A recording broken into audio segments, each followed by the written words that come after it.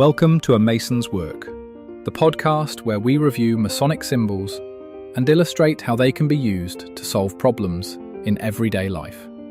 With your host, Brian Mattox, a proud member of the Craftsman Online Media Network. So if you've been following along in your book, you've done this difficult thing, you've had this raw experience, and now you're at a place where you have to make sense of what the heck that was. This gets tricky. And I say it gets tricky because it takes a while to figure this out.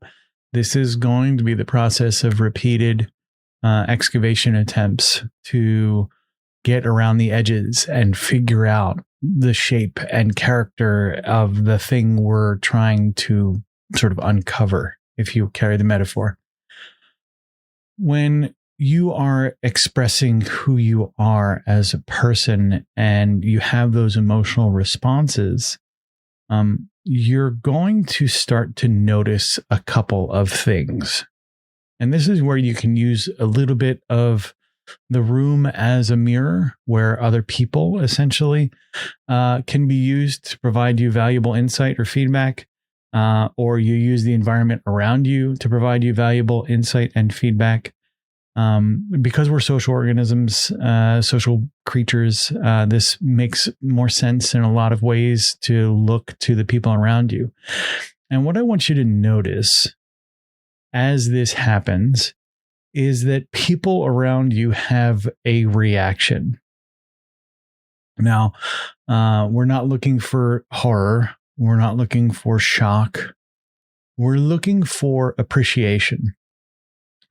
Appreciation in a way that maybe transcends the normal, I like that, right? We're looking past the default responses and to stuff that starts to provide meaningful data. When someone comes up to you after, let's say, a performance, if you were ever in a performative way, they will tell you that they were moved. That's different than good job.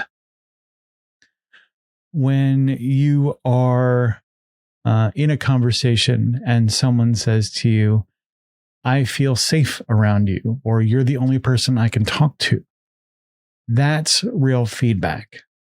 That's not just platitude. When someone volunteers something that speaks to something beyond the surface level gold star kind of stuff, you begin to get an insight for perhaps an opportunity. The peril here for the person having that experience as you're going through this, right, is something that's really important to understand. For most people that are deeply and profoundly skilled at a thing, it doesn't feel like a big deal. When I would compliment my younger brother at how well he drew when he was younger, he would kind of be like, yeah, it's okay. When in fact, it was, brilliant. He was a brilliant artist. And independent of my evaluation, other people would say the same thing. This is important to kind of consider as we talk about finding purpose, right? There's a couple of things that you want to resonate with. One is you might be outrageously skilled at a thing, but if it doesn't create those vulnerable experiences for you, those emotionally resonant experiences, then it may not be the place you start looking or you continue digging, right? On the other hand, if you find that you have these experiences and you get this resonant feedback, there's more to the conversation. And that's where you want to start digging. Same thing's true If you don't resonate with other people in the same way, maybe your purpose is out in the natural world. Maybe it's with animals. Maybe it's with nature or plants, or what have you. And all of those are good. You'll notice when you have those vulnerable experiences, there's still some level of feedback, right? You'll be able to restore plants from almost dead to living or grow them well. Plants aren't my thing. So I can't tell you exactly what that looks like or what it feels like. But as you begin this process, those vulnerable moments, those places where you feel most yourself, will align to feedback loops. And when both of those things overlap, you are on your way to identifying that purpose. We'll get into in tomorrow's episode how all of these pieces fit together to then inform the work. The views represented in this podcast are those of the speaker alone and are not representative of any grand or subordinate lodge.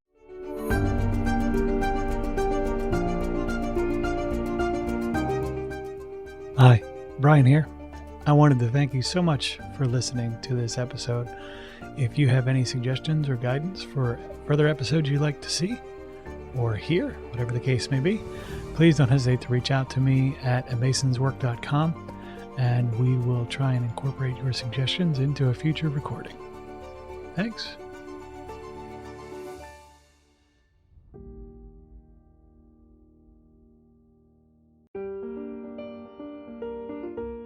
Freemasonry teaches us that the true work is within, a lifelong journey of reflection, discipline, and discovery.